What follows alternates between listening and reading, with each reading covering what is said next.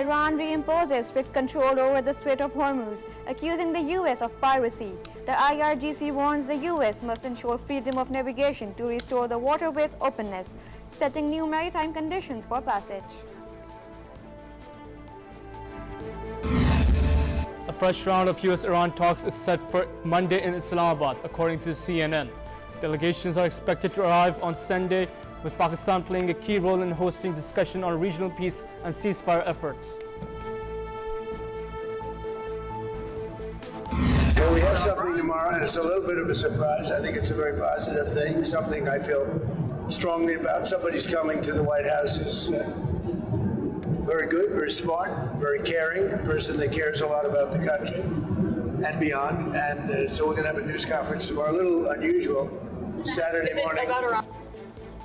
US President Donald Trump announces a surprise White House appearance by an unnamed guest tomorrow, signaling it is as beneficial for the country while stating it is not related to Iran, despite ongoing focus on the issue. US President Donald Trump warns that the Iran ceasefire could end by Wednesday unless a long-term deal is reached. Trump says military action may resume if no agreement is made by the deal.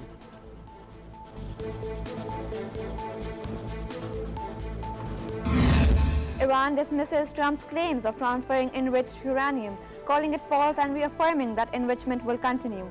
Tehran's National Security Committee declares the issue a strategic red line.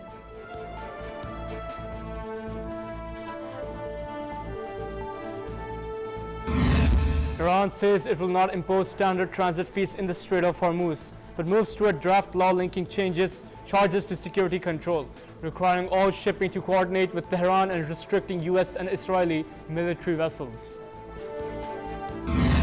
Field Marshal Asim Munir concludes a three-day visit to Iran, holding talks with Iranian President Masoud Pezeshkian and Foreign Minister Arakchi. The meetings focused on regional peace and security, with both sides reaffirming ties.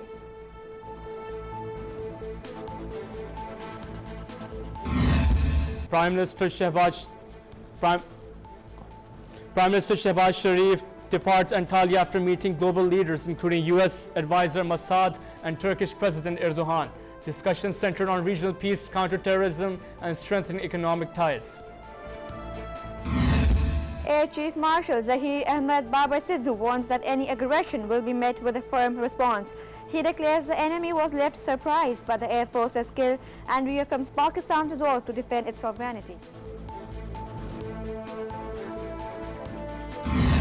Balochistan authorities report that terrorist organizations including Fitna al-Hundastan are exploiting women for terrorist activities. A woman revealed that her husband used her to facilitate a female suicide bomber before fleeing to Afghanistan.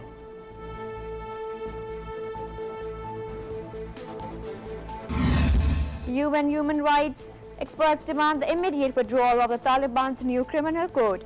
The decree formalizes public flogging and grants judges unchecked power to silence dissent under the guise of law.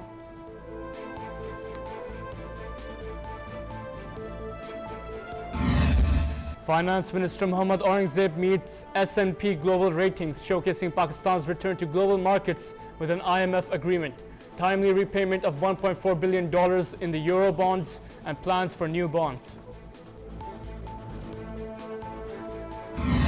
Pakistan returns to global markets with a $500 million Eurobond, drawing strong investor demand. The three-year bond, priced at nearly 7%, would help strengthen reserves and support future repayments.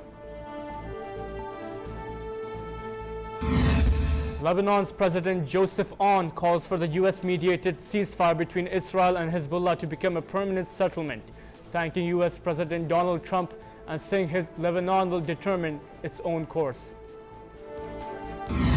Vultures facing extinction are beginning to reappear in Punjab, a hopeful sign of progress in conservation. The return of Eurasian griffon vultures reflects ongoing efforts to combat threats like toxic medicines and habitat loss.